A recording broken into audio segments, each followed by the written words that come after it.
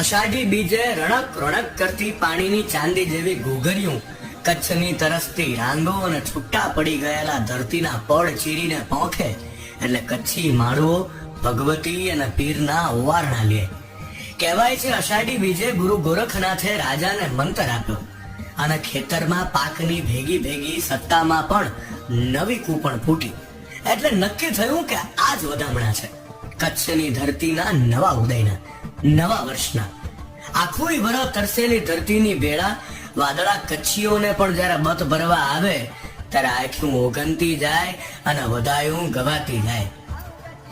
સુકી અસાંજી ધરતી સુકા અસાંજા વન, પણ અસા મળી કચ્છીએ જા લીલા છમ મન.